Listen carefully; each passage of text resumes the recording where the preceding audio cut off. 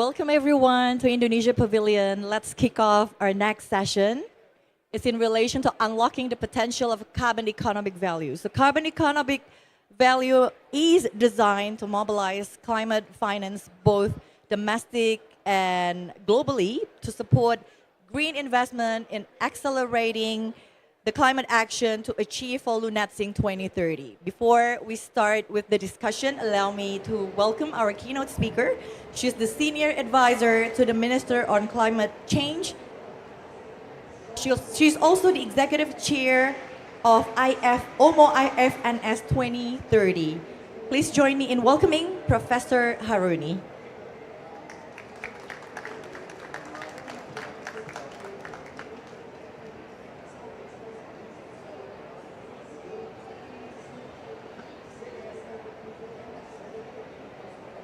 Distinguished delegates, panelists, and colleagues. Assalamualaikum warahmatullahi wabarakatuh. Good afternoon and warm greetings from the Indonesia Pavilion.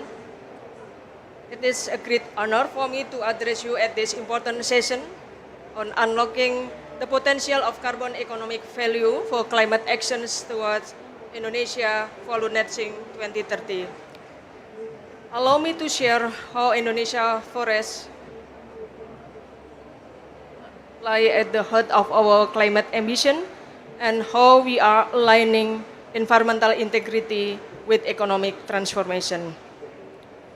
Indonesia is home to one of the largest tropical forest area on Earth, covering more than 90 million hectares and storing over 30 million tons of carbon.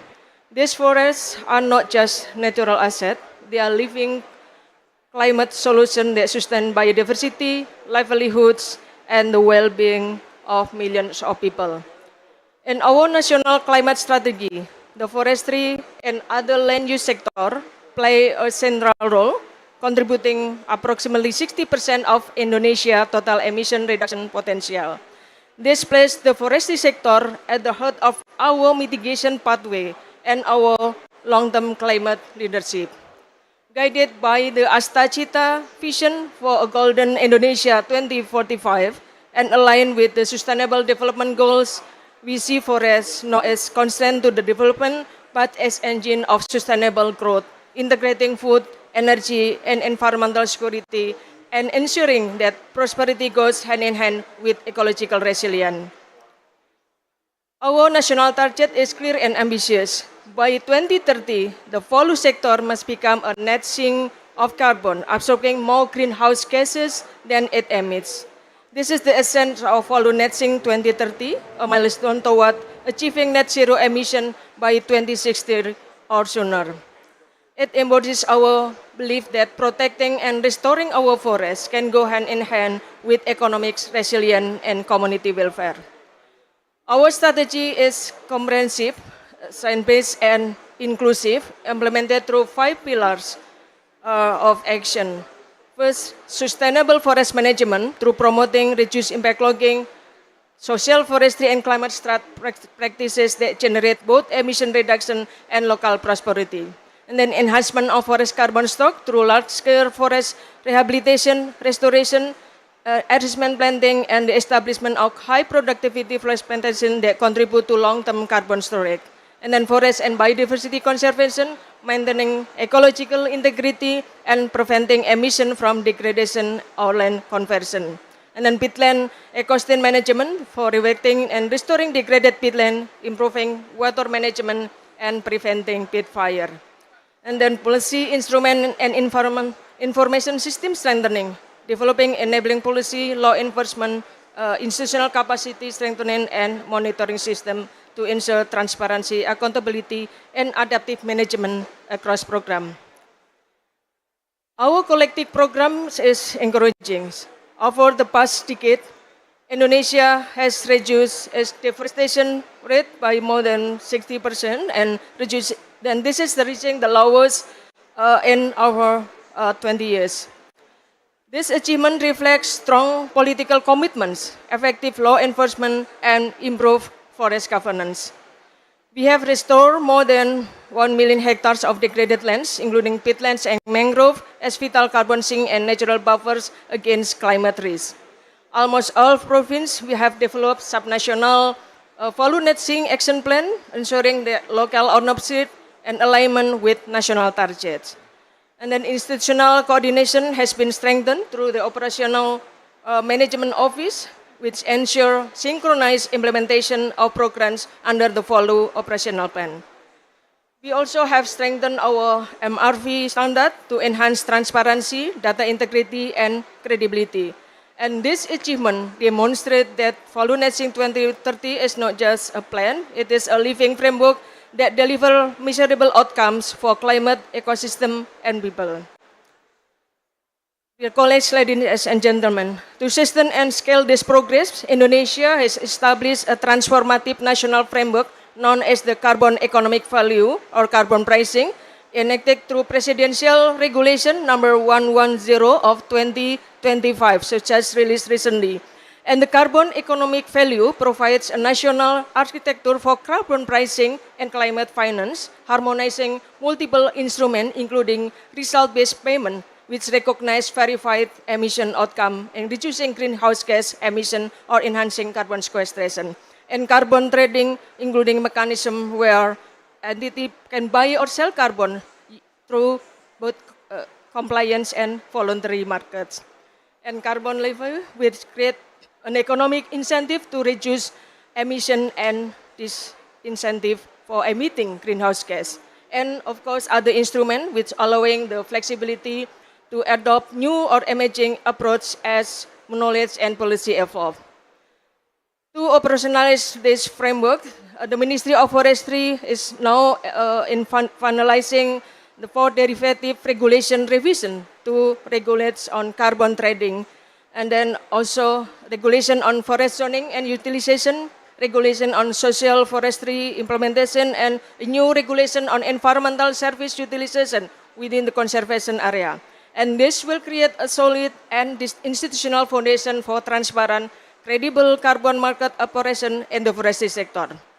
Through carbon economic value, every ton of verified emission reduction becomes both a climate responsibility and an economic opportunity, driving a green investment, innovation, and sustainable growth.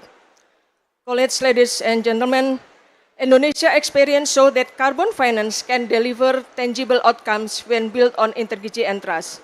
Through our long-standing partnership with Norway, Indonesia has received about 216 million of US dollar in REDD Plus result-based payment, thanks for Norwegian government for verified emission reduction of 43.2 million tons of carbon dioxide during the 2016 to 2020 period. And then previously under the Green Climate Fund with a total around of 103.8 million for verifying emission reduction of 20.3 million tons of carbon dioxide during the period of 2014 to 2016.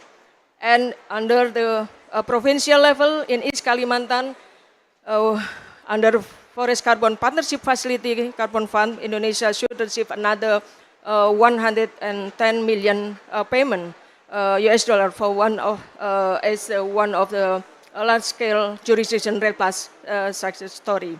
We also deepening cooperation through recent MOU with ITA and ICVCM, which strengthen our capacity, knowledge exchange, and alignment with global carbon market standard. This initiative demonstrates that well-governed carbon finance can mobilize resources at scale, empower community, and support the broader transformation toward a low-carbon economy. Indonesia is witnessing rapid growth in carbon market participation and advancing readiness for Article 6 implementation, signaling stronger engagement from the private sector and international partners alike. This initiative demonstrates that climate ambition can attract investment and the well-governed carbon finance to serve as a powerful catalyst for sustainable development. We believe that integrity and inclusivity are the foundation of any credible carbon governance system. We have Indonesia have national regulation system to ensure that full transparency by tracking every carbon credit from its generation and verification to transfer and transaction under a single national registry. Our MRV protocol also being updated to align with international standards, safeguard environmental integrity and comparability of results across all carbon programs. Through social forestry and also recognition of customary or adat forests, local and indigenous people community will receive fair and equitable benefits for their stewardship. We apply a pentahelic approach, bringing together governments, media, academia, private sector, and civil society to ensure that carbon governance remain participatory, transparent, and equitable. Dear colleagues, ladies and gentlemen, the Folu Net Sink 2030 and the carbon economic value framework are not only about reducing emission, they are about they create green jobs through forest restoration, rehabilitation, and also sustainable enterprise that empower local economies. They also open new income opportunity for rural communities through social forestry, ecosystem service, and responsible investment. They also protect biodiversity, safeguard water resource, and strengthen ecosystem resilience to climate impacts. And of course, they enhance Indonesia's contribution to global climate stability, positioning our forests as part of the global climate solution. And this is Indonesia model of green growth with justice, a pathway where environmental integrity uplift both nature and people.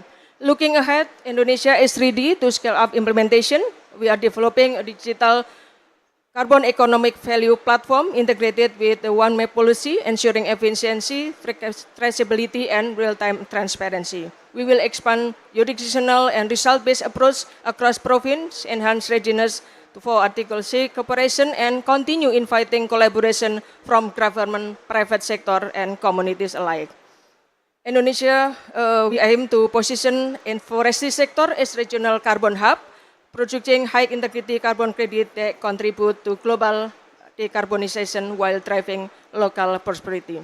Ladies and gentlemen, Indonesia journey toward Folu Net Sink 2030 and carbon economic value implementation is more than a national effort, and it is a message to the world that forests are not obstacle to the development, they are the foundation of sustainable prosperity. By aligning carbon integrity with economic opportunity, we demonstrate that the path to net zero can also be a path to shared growth, justice, and resilience. Let's us move together, let's us work together for forests, for climate, and for our collective future. For closing, let's watch a short video featuring our Minister of Forestry for some insight and message related with our event. Thank you.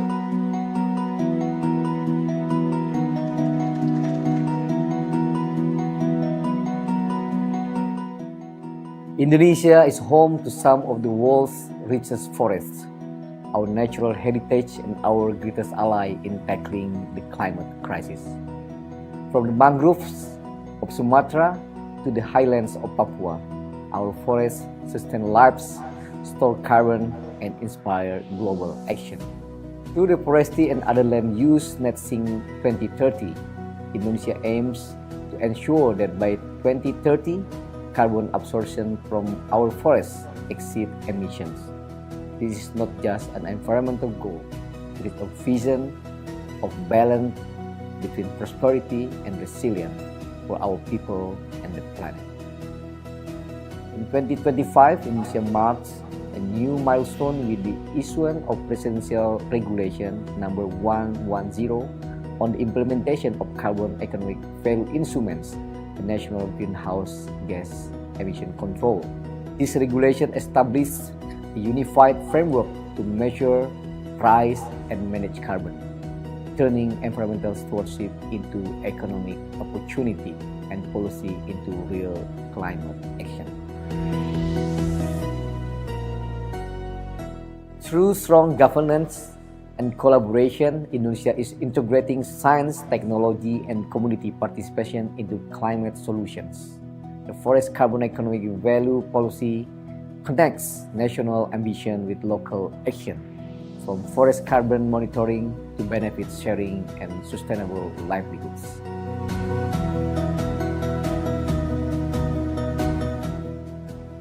Indonesia's journey toward Folu Net Sink 2030 continues with optimism and determination.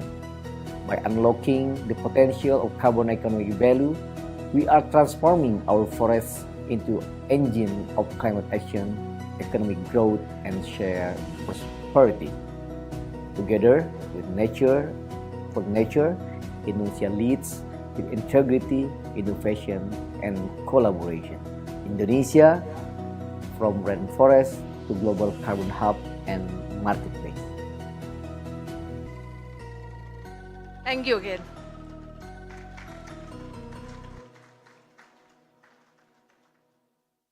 Thank you, Professor Haruni.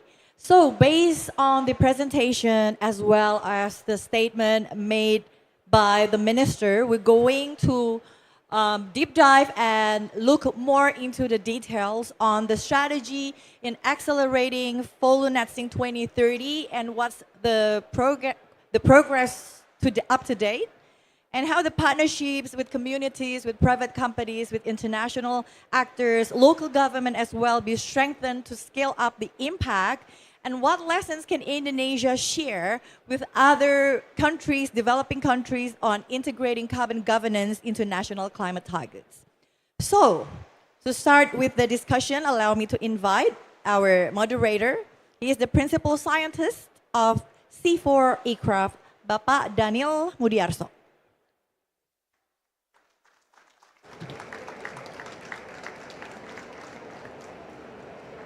Hello, everyone. I just wondering who is coming from Brazil? Can you raise your hand? Brazilian.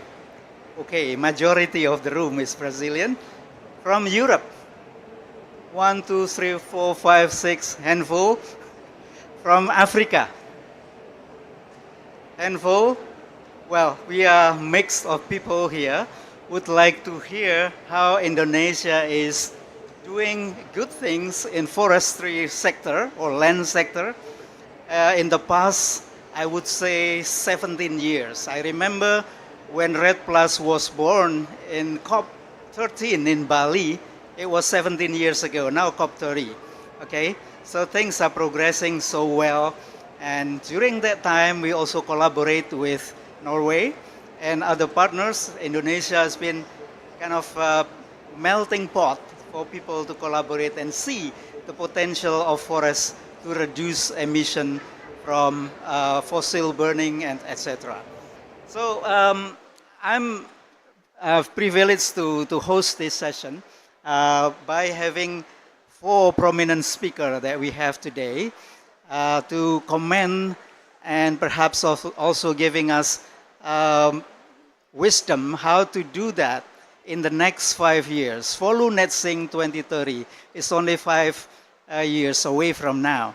So how can we do that with the current situation and the current setting in terms of financial architecture and also the challenge of involving indigenous people and local communities. So we have a lot to handle, but with kind of collaboration that we have and transpired by the speech of the minister, I believe we can do something better than what we have done in the last 17 years. So without further ado, I would like to invite our speaker, Leif John Fosse. He's been with us since 2008. Take your seat, Leif John. From Norwegian International Climate Forest Initiative. The second speaker will be, what's the order is like this.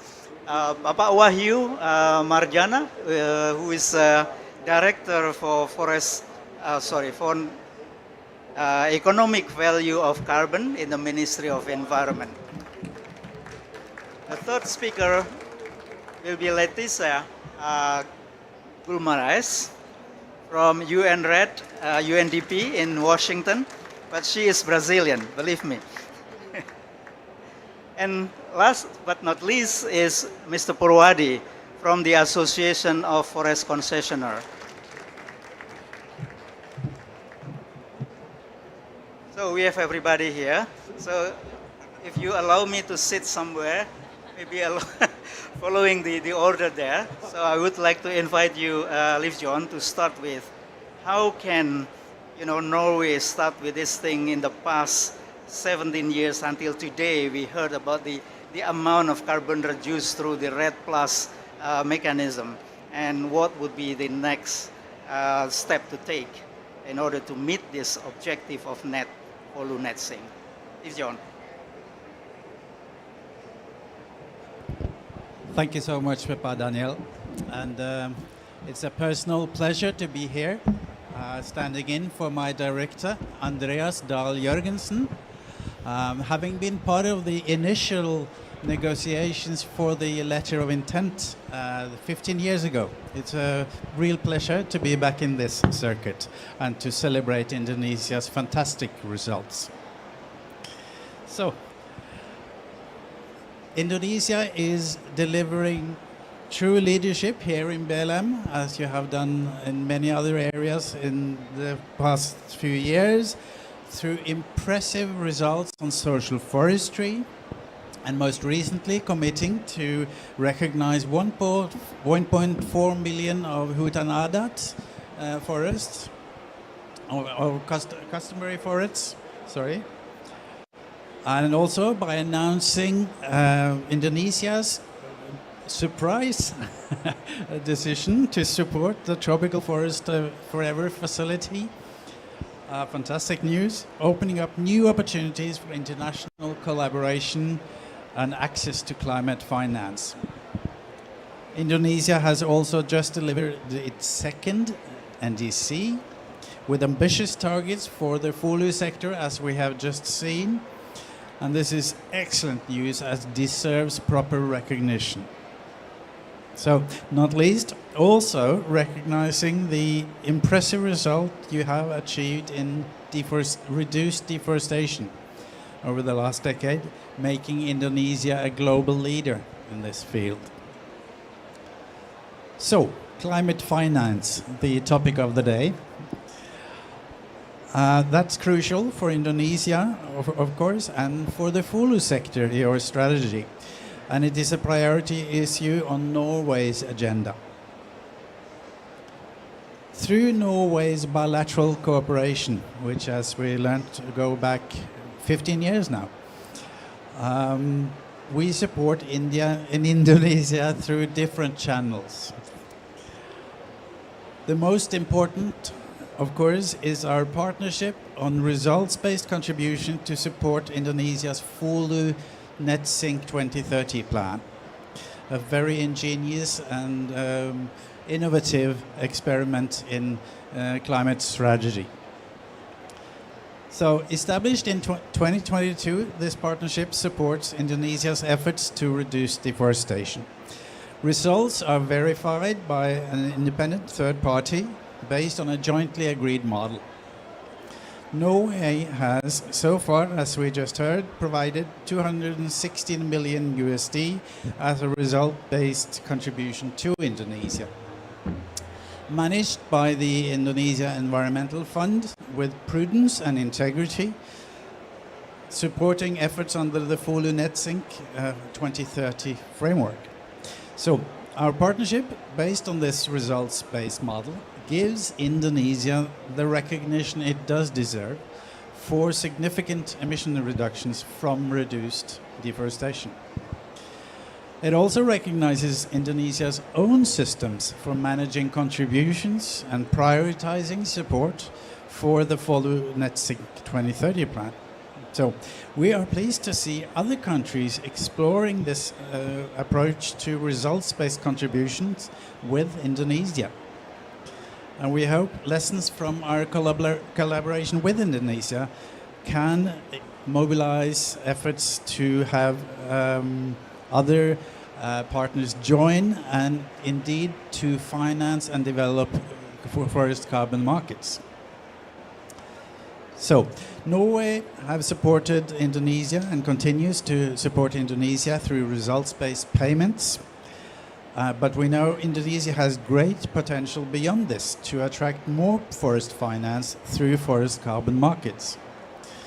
We have seen the first few steps from the government including the recent regulation from the government to open up for RED projects to access these carbon markets. Globally, however, we do see buyers move more toward national or jurisdictional RED. Norway believes Indonesia would benefit from exploring this approach as a way of tapping into new markets and other buyer groups than the RED project markets, whose lifespan anyway is limited to 2030, according to the RED decisions. Now, especially seeing our current partnership is based on national accounting, meaning a key condition for making the most out of the jurisdictional forest carbon market is or in fact already in place. So, if deforestation is kept at a low level, using a high integrity standard like the art trees at national level, that could bring verified results to the market, voluntary or with corresponding adjustments, as Indonesia would prefer. The recently published presidential regulation on carbon economic value provides a solid framework for this approach, for optimizing economic benefits from the carbon markets, particularly for the Folu sector. This could complement already existing RED projects and maximize climate finance we know is needed to further develop Indonesia's efforts in the Folu sector. And not taking too long, I will stop here. Thank you so much for your attention so far. Thank you, Lee John. Yeah, I think you touch upon a number of important issues, especially with regard to two regulations in place. One is the technical thing related to MRV, and you relate that with trees, art trees. And the second one is the recent presidential regulation on the economic value. We will follow that up with regard to the pledge of Norway that made 10, 15 years ago, 1 billion, whether or not we are going to achieve that in the next 5 years. But before that, let me invite Leticia to comment on how UNDP in the technical issues can make this process to happen in the next 5 years, having experience with UNRED in the past 5-10 years. Leticia. Thank you. Thank you so much for the question, and thank you to the government of Indonesia for the invitation to be in this important panel. Boa tarde aos brasileiros, and good afternoon to everyone. So my name is Letícia Guimarães. I'm a senior technical advisor, but also leading the carbon markets work for UNDP. And I was looking also through the history of UNRED and the support that has been given to Indonesia to prepare for this panel. UNRED has been created back in 2008 with the contribution from the government of Norway and other governments that later on followed. And the idea of UNRED was to enable forest countries to be ready for a future where results-based payments would come to fruition. And nowadays we see this reality. So it's important to look back at history and see what has happened and how far have we gone in terms of readiness. Back in 2012, through the UNRED program, technical support, the first national strategy for Indonesia was developed. And this was a moment for the country, of course, to understand the different patterns of deforestation and forest degradation in the country, organize the governance according to the principles of transparency and participation that are required under the UNFCCC, and also start developing the systems to track the information and ensure that there is transparency in monitoring and also measuring for the impact that these policies have in terms of reducing deforestation and forest degradation. And what we see that Indonesia has come so far from 2012, and I would like to congratulate all the representatives of the government for the impressive work that you have done with local communities in terms of empowering them, to conduce their practices in a more sustainable manner, but also in developing the governance structures to allow for participation of the different communities in the decision making for these policies, as well as enabling the systems to track the emission reductions and the ongoing projects and activities to ensure that there is no double counting, that the emission reductions are real, and that this can be truly verified by independent parties. And this is no easy task, colleagues. This is something that takes a lot of years, a lot of investments, and a lot of work from government officials, coordination across different ministries, and it is indeed a very complex task. It is important to remember that we are talking here about performance-based finance. So performance-based finance encompasses RED Plus results-based payments, which is a way that you pay payments for environmental services, basically. As the government shows that they are reducing deforestation and they measure the carbon of this reduction, they are allowed to seek potential donors or funds like the GCF to pay for these results and acknowledge all the efforts done with the intention that this finance will mobilize and ensure incentives for further action to continue reducing deforestation. And we see that that has happened in Indonesia. So UNDP has worked also beyond UN-RED and beyond the work on the readiness. We were also selected by Indonesia to be their accredited entity to the Green Climate Fund, where Indonesia has received $103 million in results-based payments. And UNDP worked with the government of Indonesia in setting up the Indonesia Environment Fund with the principles and operations that allow the government to respond to the social and environmental safeguards that are required not only for RED Plus results-based payments, but also for carbon markets in the future. So I think that Indonesia is a very important case of a country that has progressed over time consistently from readiness to RED Plus results-based payments, and I'm very happy to see now that they are structuring the policies, the organizations, and the data to allow the country to further benefit from carbon finance and potentially attract very much needed private resources to continue the great work that they are doing. Thank you so much. Thank you very much, Leticia. I'm glad to hear about the transparency and the participatory issue. Maybe we can elaborate more about that, how, in the next 5 years, things getting more and more transparent and wider participation can take place. Without further ado, I would like to invite our friend from private sector here, especially the Association of the Concessionaire. I would consider this is a big player in the next RED Plus, RBP, whatever, economic value of carbon with regard to land use and land use change. Pak Purwadi, time is yours. Yeah, thanks, Prof. Daniel.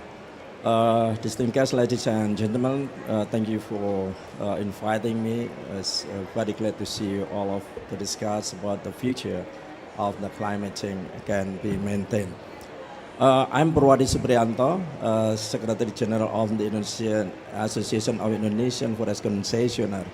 Let me give you the brief of the association. We manage around 30 million hectares area under our member. It is around 50% of the total of production forest in Indonesia. So regarding Indonesian Folu Netting 2030, our management in the field will play important role. Why? Because when we are dealing with the issue of the additionality, permanency, and also additionality and baseline, etc. So what kind of the mitigation action implemented by the member or APAE will determine and influence the the achievement of Indonesian Folu target in 2030. So when we are talking about the carbon governance, Pak Daniel, I think we are dealing with the issue of the carbon, high carbon integrity. So in the context of, implementation carbon integrity in the field, so we're glad to see that it now open opportunity for our member to get, the credit carbon not only from the compliance approach, but also from the voluntary based on the presidential regulation number 110. So I like to underline three pillars that it should be addressed. Yeah, to make sure that carbon governance especially resulted the high integrity of carbon market will be ensured in the field. First of all, I think we have to deal with the legality first. Yeah, based on the Indonesian regulation, all of the carbon project should be based and comply with the government regulation. It means that first you have to hold the concession license first, then you have to put and you have to overlay your management plan with the target map of the Indonesian Folu netting 2030. Based on Folu netting, there are almost more than 10 mitigation action that should be implemented in the field, like reducing emission from forest degradation and deforestation, then sustainable forest management, then developing plantation forest, rotation and non-rotation, also maintaining water management and preventing feed from the fire and etc. So you have to overlay this. It means that your management plan should be comply with the government first. This is the first thing that we have to fulfill.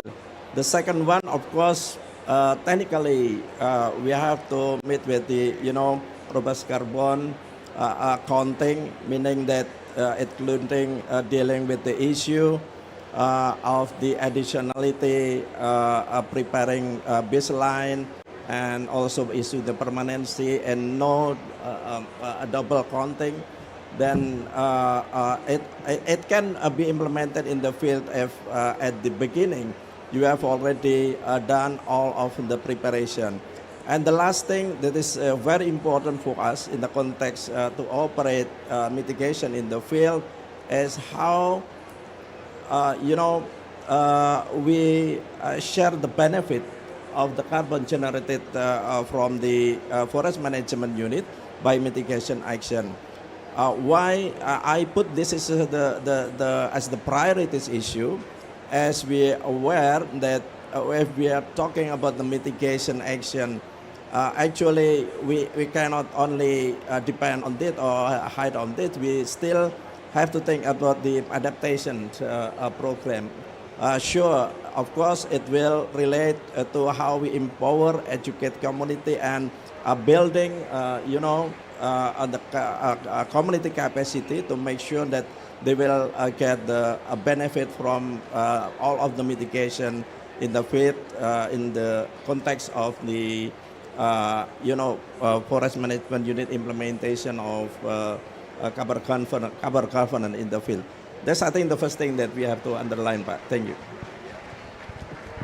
Give applause to Pak Purwadi.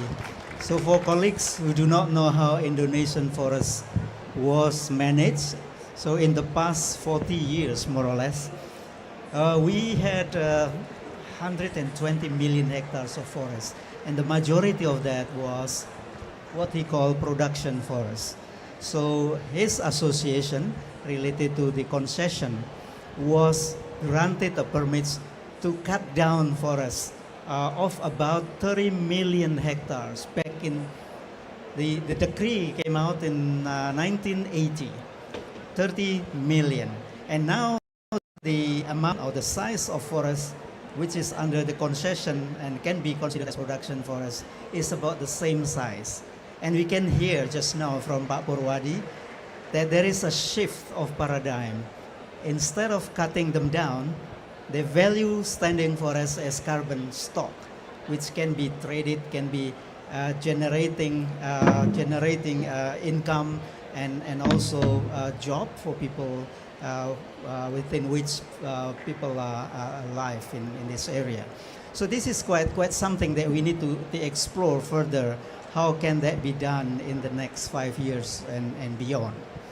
So it was mentioned in the opening speech by Ibu Haruni that there is a new regulation related to economic value of carbon, which is handled by the Ministry of Environment for all sectors, including land sector. So we would like to hear more about how to implement that. In addition to RBP, the NAK and other scheme of financing climate will profile in the future. So Pak Wahyu Marjaka will explain to us how this new scheme will be implemented starting from this year. Pak Wahyu. Well, thank you very much, Prof. Daniel Mudiar. So, thank you very much to be invited in this very good forum. As we understand that recently we just heard that the new regulation has issued. We call it Presidential Regulation Number 110/2025, concerning the carbon economic value. One of the important issues of this regulation is aimed for strengthening the implementation of carbon trading in the NDC sector and subsector. Of course, it is including the forestry sector. It is hoped that strengthening can be carried out by ensuring that the consolidations and transparency of sector data will be further improved. We have a lot of experience. We have the experience in the REDD Plus that we need to be improved the data integration in the registry system. We understand that to develop new registry system is very important to strengthen the carbon trading in every sector need to be supported by the registry system. So it means this registry system from the sector, subsector to national registry system and the interconnected to international registry is very important. That we can track all transaction, we can track the budget, the movement of the credit, including forestry sector, is needed to be transparent with a high integrity criteria. So by strengthening the registry system has a consequence. Each sector have to develop their capacity. They need to develop their technology and they need to develop the financial support. This is very important in the future. So that's why starting with the new regulation, we have to prepare the consolidation and the integration, the system data in all sectors. Thank you. Thank you very much, Pak Wahyu. Give a big applause to Pak Wahyu and all the speakers. And we have plenty of time for you, audience, to get further information. I think it was the invitation from Liv John that Indonesia gave a very exemplary moment to other countries in terms of leadership in running forest forest carbon project. Maybe you have similar kind of challenges and situation that you can clarify and get more information from the audience. Please do so. But before that, I would like to perhaps also trickle the questions and discussion by asking maybe a bit naughty question to you guys. I was starting with the pledge from Norway 15 years ago that 1 billion will be available, as to oppose with the recent pledge from Indonesian government, equally a big amount. So from the presentation that Ibu Haruni gave, I think it's almost half of it's already been earned by Indonesia. 490 something million, and the remaining amount is still there. Do you think, Liv John, this with the experience we had in the past, Indonesia can, make opportunity and make use of this pledge in the future with the developed kind of capacity to do that, since readiness phase until the implementation? And what would you see in terms of possible handicap or barrier that thing can happen? Thank you. First of all, let me repeat, it is fantastic to see Indonesia show real leadership and progress in this place. So, with the ambitions raised for the Folu sector further than before, and reconfirming climate commitments, reconfirming the elements of the Folu net sink, which we heard about now, how it will be rolled out. Sorry about that. And with the commitment to the Tropical Forest Forever facility, the table is set for improving results even further. For yet further results, as we can, if your graphs continue the way they were looking, we see no reason why this shouldn't develop further, to continue the partnership, the emissions reductions continuing. There will be further results-based payments, all other conditions in place. So, that's our commitment, reflecting your commitment. Do you think the R3 tool will help to achieve that? And if it is so, how can people be equipped and enhance their capacity to do that? We truly believe that aiming for the highest integrity standard would make a lot of sense for a country with the kind of capacity that Indonesia has demonstrated. So that would be the right approach in our thinking for Indonesia, and the one that would generate the most significant results. Would you like to entertain questions from the floor? For sure. Any question for Liv John? With regard to Norwegian pledge and tool they provide to achieve what is called high integrity carbon emission reduction progresses. Questions from Indonesia, Brazil, or I saw there. Lei. Anybody can help her with the microphone, please? Otherwise, you have to come up here, Lei.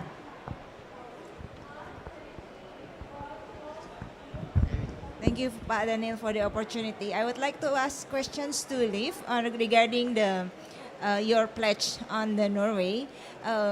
You've been investing in Indonesia.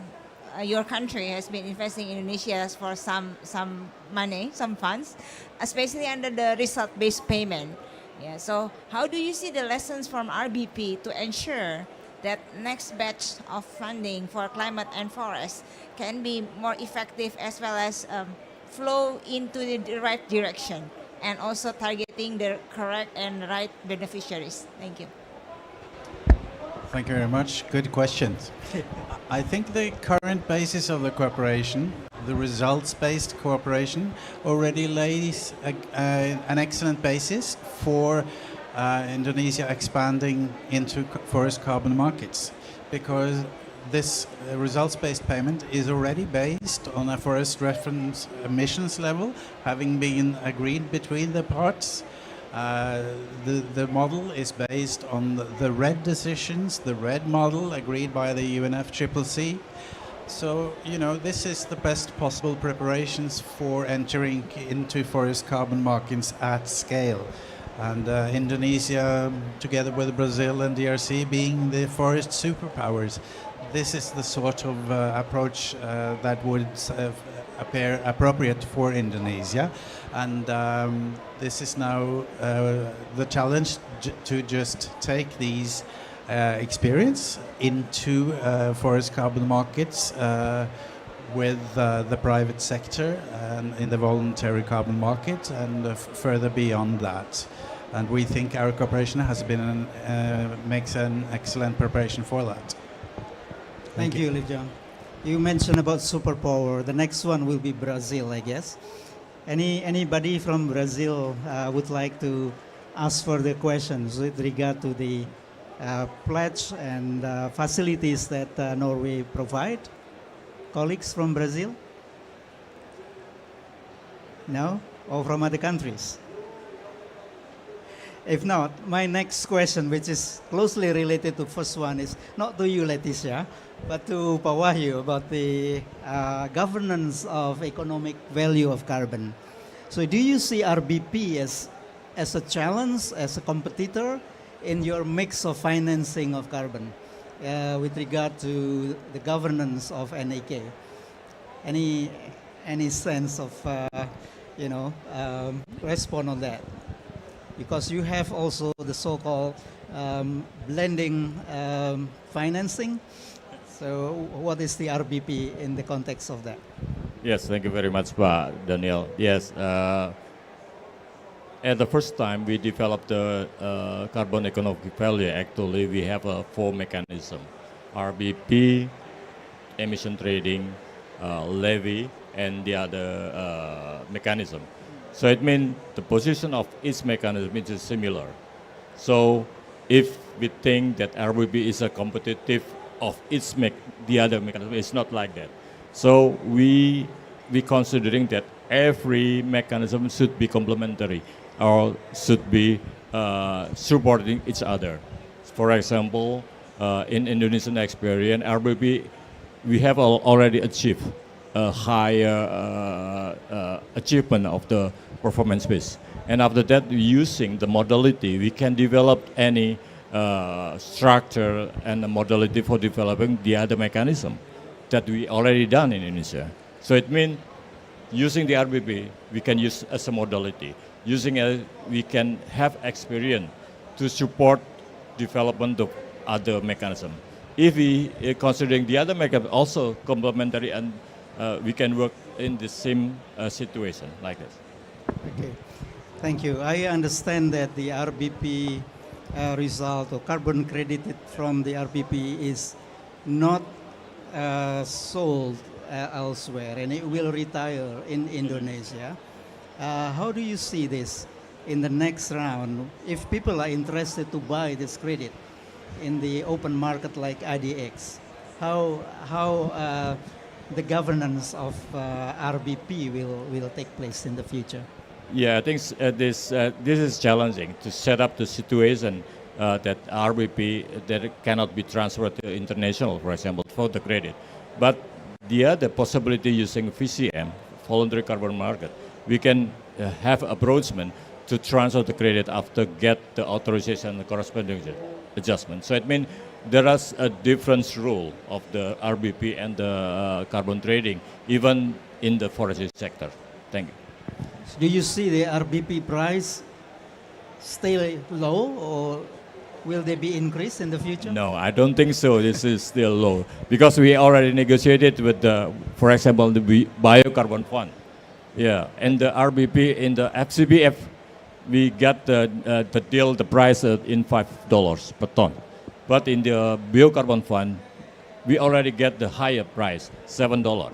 Even just at $2, this is increasing.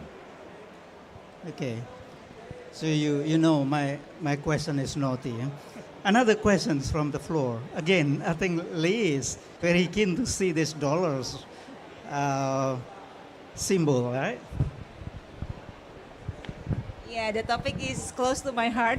Betty Mona from C4 Ikraf. So what I understand that the FFF, it targets about 125 billion US dollar, right? With 20 billion coming from the public money, it means that there's still 110 billion coming from the private sector investment. So my questions will be to Pak Wahyu, how confident our Indonesian government as one of the future recipients of this TFFF, ensuring that there will be still coming money to our country instead of our investment of 1 billion. Yeah, and then maybe also to leave for the NICFI, what will be the NICFI strategy to ensure that this rest of money also can come and also integrate together to make the visions happening? Thank you. Yeah, thank you for the question. Actually, RBP is RBP right now. We run the good manner in the implementation of the RBP. However, Indonesia using the new regulation, we try to align compliance market and voluntary carbon market. This is the opportunity to set up the new condition and ecosystem that we confident the money will come to Indonesia. Exactly, yes. Leticia, you want to add I'm on? sorry to jump in, but Yeah, no I'm problem. also very passionate about the topic. It's actually 25 million, it's not 125 million. And the money that is put by the different donors is actually, the money is, countries and others who invest on it receive a return on this investment. So it's not a donation from Indonesia that's taking away from investments in their countries. It's actually an investment that can generate more investments for the country as well. So I wanted to just clarify this point. I wanted to also to comment on a point that was made before. I think it was very interesting, the Indonesian strategy for how to do the optimal allocation of the different mitigation outcomes from the forest sector. So I think 1 or 2 years ago, PAC came to us at UNDP and it was like, what would be your technical advice in terms of the different allocations of these different assets, considering the requirements of the different funds and donors, and also the fact that some of it is transferable, others can be used for the NDC. Indonesia's NDCs rely heavily on the land use and forest sector. So if you transfer out, you may be in a position later on that you need to buy ITIMOS from another country for a higher price. So this is strategic outlook that countries need to have is something that Indonesia 2 years ago was already thinking about this, concerned about this, and trying to prepare the legislation to ensure that the different types of investments would be going to the targeted areas. And I think one of the initiatives that I was very pleased to see is also the work that Indonesia is doing in terms of restoration of forests in general, but also mangues. Now I forget how to say in English. Mangroves? Mangroves. Sorry. Thank you. Thank you so much. It's a huge effort from the government to make sure that these ecosystems are restored, and these are key ecosystems for the planet as a whole, but also the local environment. And this requires substantive investments. And I think it's in restoration where potentially a lot of the private sector projects that are ongoing have a highest potential to drive from, either from the voluntary carbon markets or even Article 6, because those are very costly activities in which the return is not always there because the financial mechanisms are not adapted for this type of investment where it takes a long time and survival rates are not always guaranteed. So I think it's very interesting, and this type of strategic outlook, thinking about what Daniel said in terms of 5 years, the country will need to constantly think about the next steps, move forward, go back, rethink, is this working or not? What would be the best allocation? How are prices of the different assets? And I see in Indonesia and the way that they are organizing the different instruments that they are making sure that there is this flexibility and that strategic guidance is being given to the private sector and other investors with how the country can progress achieving the NDC and bringing prosperity to people on the ground as well. Liv John, you want to add? Absolutely. And I think the most fantastic thing about the Tropical Forest Forever facility is that it does address the issue that was somehow and to some extent left behind when we set up RED back in the day. How to pay for standing forests. And there has been some attempts, and there's been some successes, such as in Guyana, to do that, but it hasn't taken off on a massive scale. Something that, for instance, Central Africa is very much waiting for, with a lot of standing forest, and I suppose Papua too. So, it does, in a way, it represents the next level, the next step. Perhaps RED phase 4, except it's not RED. But, and I think we share your concerns and the opportunities, which was recognized with Indonesia's fantastic investment in TFFF, in that this goes beyond public funding. It makes use of private capital and private investment in a whole new and innovative way. Which recognizes the geopolitical situation that ODA is in trouble these days. There are setbacks, and we need to look for new ways and innovative ways of financing development and biodiversity protection. So I think this is something that complements very well the current cooperation on the results-based finance, as well as developing that further into forest carbon markets at various scales. As we have heard, this can be the existing projects will be nested, should be nested. The projects will have to account for their environmental integrity at large, and let's hope that the projects haven't already taken up so much of the carbon quotas or carbon accounting that there will be little left for national accounting. That would be too bad, because that's the experience of some other countries, and so that's why nesting needs to be done carefully so as to ease projects into jurisdictional and national accounting, especially since 5 years to go before 2030, when everything has to be national. That's not too far away. Thank you. Thank you, Liv John. Before I give the floor, the chance to the floor again, I do not want to ask you, maybe I will ask you later, Leticia, but close to the issue of opportunities, I would like to hear from the Association of Concession Holder, because the title of this session is Unlocking. Unlocking. I heard from time to time that this is not locked anymore. It's open. How do you see this, Pak Burwadi, as players who are holding so much opportunity, to see this opportunity with regard to let the forest standing that Liv John was saying earlier? How do you see this? Yeah, thanks, Prof.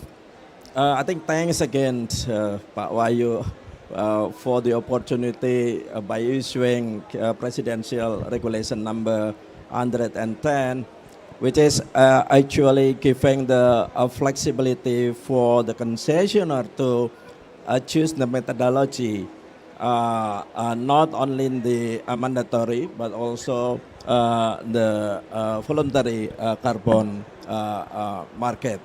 Why it is important? Because there are a lot of progress in the world currently, and actually based on the regulation it is open instead of RBP, Pak. And it is giving us the opportunity to generate a credit card from the concessionaire while remain fulfill the NDC target. I think that is the two messages, the important message. First, we can have a carbon credit to be traded, and the second one, we still have opportunity or still fulfill the NDC target. So that's why instead of the financing issue, as Pak Alif said, it can be generated by voluntary carbon mechanism, because we do believe that it will generate more and higher price than sorry to say Pak, RBP at the current situation. But of course we still have a challenge when we are going to adopt the voluntary carbon, as we understand from the coming adoption of the Article 6.4. So I think it will influence and challenges of the voluntary carbon market. But we do believe by applied the robust methodology and also link with UN FCCC methodology, it can be prepared from the beginning. Then we can adjust what the new feature, and we can anticipate. For example, correct me if I am wrong, Pak. For the red plus, I think it will be eligible under 6.4 when the seller country has fulfilled at least 4 requirements. And they have already prepared the national plan, monitoring plan, safeguard, and forest reference level instead. So I think it still have a high opportunity for us to adopt the voluntary carbon market as well. We are trying to prepare the adoption of the Article 6.4 in the near future. That's my point. Pak. So you are aiming higher price. Yes, sure, Pak. Oh, Okay. one more thing. I am really interesting about the, what do you call it? The new feature of RBP. I do believe that will be like jurisdictional nested approach, right? Yeah, because honestly, Pak, the 5 years the implementation of RBP, it's not, sorry to say, it's not attract the investment of private sector. So because it's still not clear the benefit that can return to us. So I think with the approach of jurisdictional and nested approach, we can choose whether one of the methodology or the benefit can be attracted from the private sector investment. So we have to going through the detail of the jurisdictional nested, and I believe that Indonesia now is under process to prepare this. Thank you, Pak. Thank you very much. Before you respond on that, Leaf John, you can raise your hand again, but let's give the opportunity for the audience to raise any question or clarification from the panel member here. You are forbiddenly. Any other questions? You still have one? You sure? Okay. It sounds like C4 graph session here, no? Go ahead.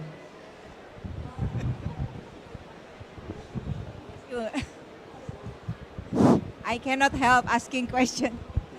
Well, as you know that the TFFF, they are talking about structure of forest, yeah? They use the definition of FAO for eligibility of the funding. Don't you think this is something that become decreasing? I mean, before when we are talking about the payment for ecosystem services, we are talking about payment of performance-based. But now, which is linked to the functions of ecosystem. But now you're coming back to the structure. Don't you think this is something making it left behind? Thank you. Yes, sure. I think the involvement Indonesia and then TFFF is very important, and I do believe that a lot of discussion will be going through in detail how this pledge can be implemented in the supporter of the country. And we discussed yesterday a lot of possibility how the finance from the pledge can be thrown in the operation, not only for the carbon trading, also how to conserve and how to get the payment of environmental services. So I do believe that it's not only dealing with the carbon trading or carbon credit. It will be a large issue that we can address by this pledge, I do believe. Thank you. Please, John. Thank you so much. And just to make sure, while we're discussing projects and national and whatever is in between nesting, right? Just like I highlighted in my introduction, one of the key features of our current cooperation is to respect Indonesia's way of setting up their own systems and the way of distributing funds and investing in how to go further in the future. Much the same way as we have worked with Brazil over the years. And this will obviously continue, and this is very well reflected in the regulation we have discussed here, that all of these efforts have to be supported in their own ways. Meaning that there is a place for the existing projects, there is a place for mangrove restoration, there is a place for peat restoration. All of these systems, whether they fit into a forest carbon market model or not. And then just one final point, when you compare, or if one compares results-based payments with carbon market prices, that's not really fair, I think, because our results-based partnership has been a dry run. It has been a rehearsal, so to speak, for the forest carbon market, which we expect to raise prices much beyond $5, of course. So that shouldn't be the comparison, but the main thing here is Indonesia, as it is already demonstrating so well, it is using the full panoply of approaches to reduce emissions and restock forests and increase value of forests. So that's in all of these dimensions, Indonesia is an example for others. And the main point is, again, Indonesia chooses its own systems and its own approaches, and the world will listen. Fair enough. Thank you very much, Liv John, for the clarification. I think we are comfortable with that, I guess. Leticia, one thing which is always forgotten here is, as development agency, how this business of carbon trading, result-based payment, be better performed when the indigenous people and local community are involved. Do you have any advice or perhaps way forward kind of action to do involving them, please?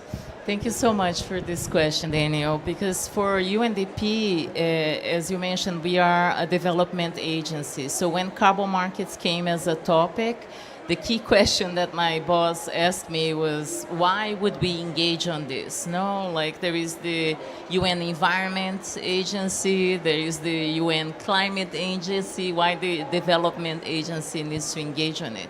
And for us, also learning from REDD+, we realized that these activities, in particular in the forest sector, are connected. So when we talk at UNDP about integrity of carbon markets, different from many players that talk about environmental integrity, meaning a solid carbon accounting, no double counting and all of that, for UNDP, social integrity stands on the same level as environmental integrity.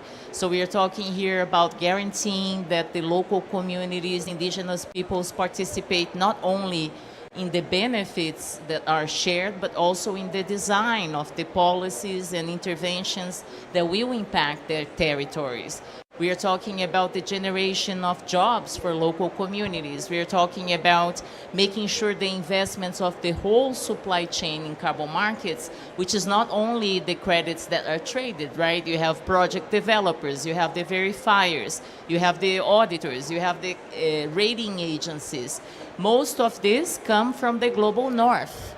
And that should not be the case. It should be coming from the global south, because a lot of the challenges that we face in validation and verification process is actually experts that were trained in temperate forests and now come to tropical forests and sometimes don't fully understand the dynamics of that ecosystem.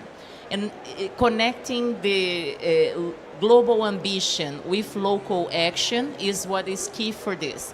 And one thing that Indonesia has done that to us was very interesting, and we worked with Indonesia in this process through the Indonesia Environment Fund, is making sure that most of the resource-based payments that they receive through the Green Climate Fund goes to the people on the ground. So out of $103 million that were received, 93 went down to the local level.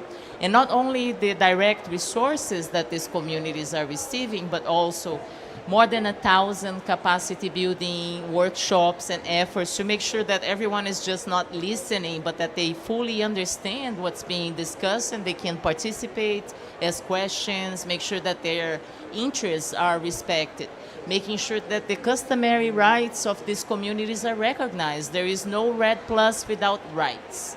Rights to the local communities to manage their own territories. I think Indonesia has done a great work in incorporating the social and environmental safeguards into the procedures of the Indonesia Environment Fund. And this is a good that was generated for the country that goes above and beyond this 103 million. Because now donors that come in will know that this is institutionalized through the operations of the fund, and that the disbursement of future resources they receive will abide with the same criteria. And the good news here is that when we work with them on the social and environmental safeguards, since UNDP also has its own safeguards, we made sure that it's encompassing. So if Indonesia chooses to go through our trees, at least on the social and environmental safeguards, I can tell you that they are ready to go. So this is the good news. Thank you so much. Thank you very much for the bonus you gave about that. Benefits will be enjoyed by the local community.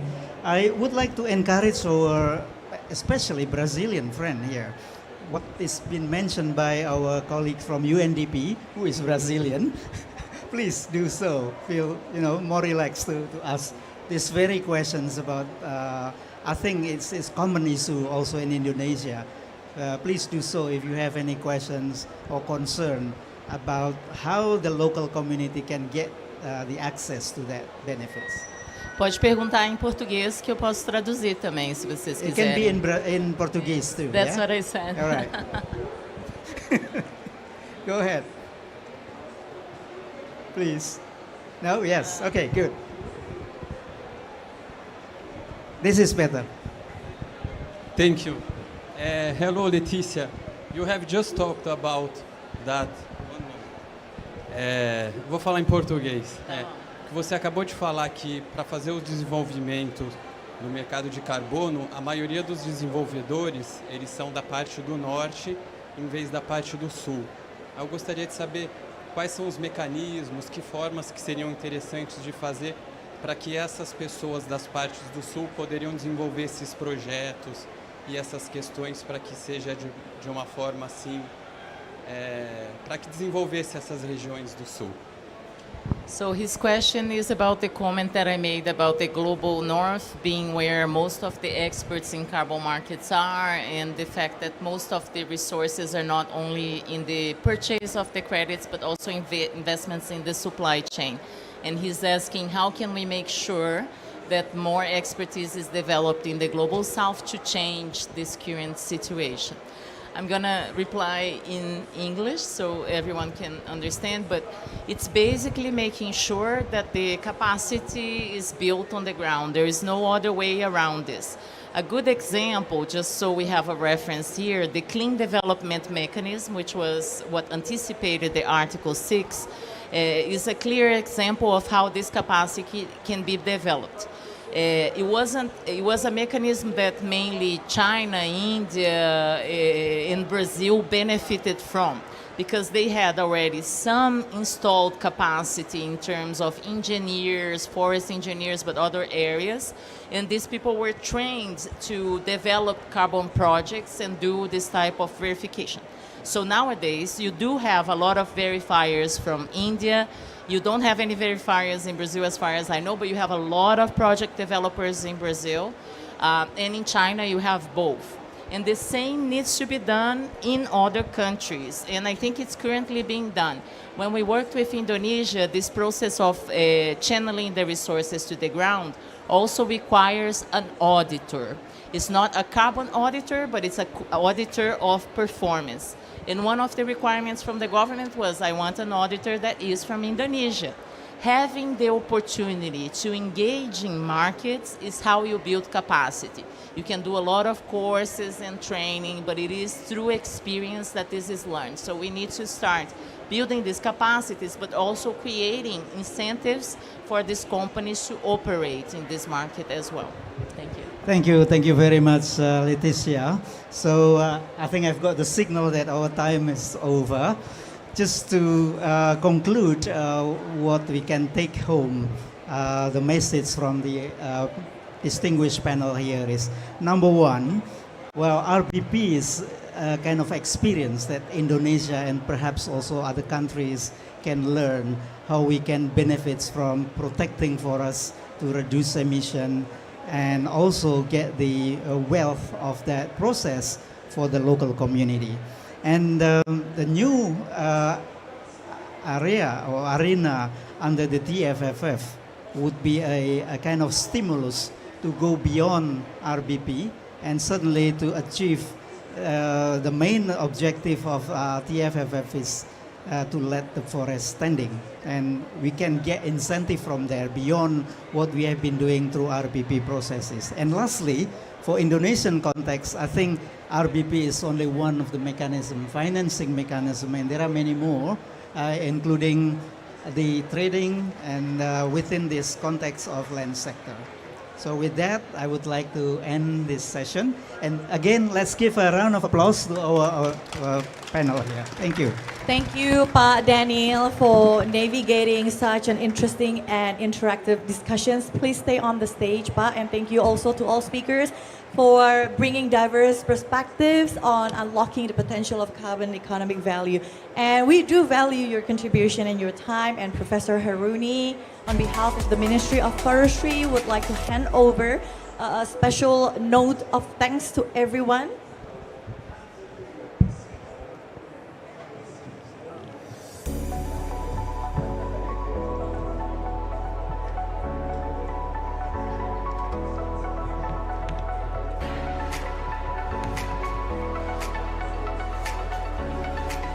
Thank you, Pak Daniel. I think, again, by integrating the carbon economic value into the Folu Net Sing 2030, Indonesia could possibly take the lead in fulfilling its climate ambitions along with to achieve its economic development.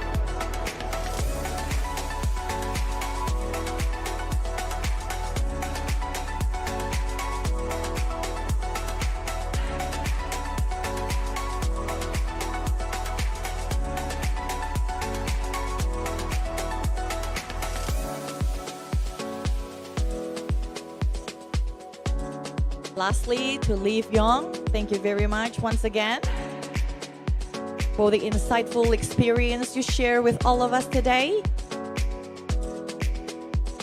So to wrap up, I kindly invite Prof. Haruni to take position in the center, Ibu. To take a position in the center, we're going to have a group photo together. Okay. Oh, everybody, please move forward a few steps forward.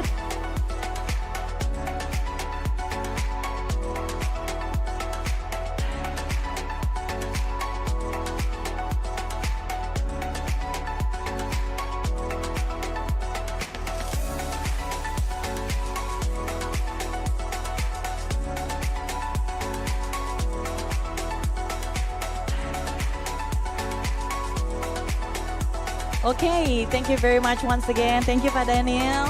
Okay, ladies and gentlemen, please stay around. Our last session of the day will be starting in the next 10 minutes. Thank you, and we'll see you soon.